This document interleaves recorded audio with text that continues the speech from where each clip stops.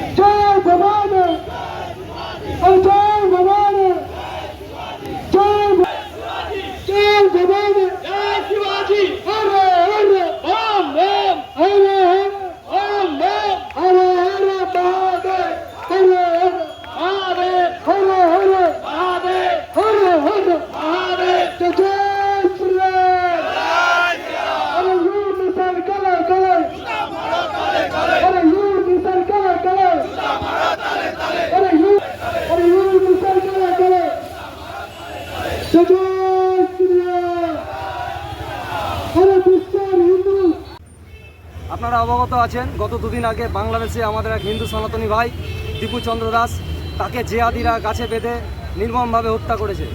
এই হত্যা সমগ্র হিন্দু সমাজের উপরে আগুন। এই আগুন আজকে যে দীপু চন্দ্র দাসের গায়ে দেওয়া হয়েছে, এই আগুন আমরা মনে করি আমাদের সমস্ত হিন্দু সমাজের গায়ে এই আগুন।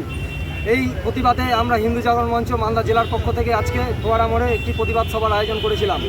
সেই সভা আজকে আমাদের এখানে সম্পূর্ণ। এই সভার পরে আমরা এখান থেকে র্যালি নিয়ে গিয়ে আমাদের LIC মোড় থেকে থানার সামনে হয়ে আবার রাজ হোটেল মোড়ে আবার ফোয়ারা মোড়ে আমরা আমাদের র্যালি শেষ করলাম।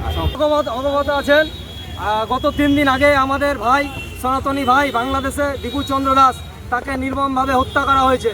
এই হত্যার প্রতিবাদে আজকে আমরা হিন্দু জাগরণ মঞ্চ মালদা জেলার পক্ষ থেকে আজকে ফোয়ারা মোড়ে একটি প্রতিবাদ সভার আয়োজন করেছিলাম। এই প্রতিবাদ সভায় আমরা এখান থেকে র্যালি করি এবং র্যালি বের করে নিয়ে এসে এখানে সমাপ্ত করার পর ইউনূসের কুশপুতুল দাহ করা হয়।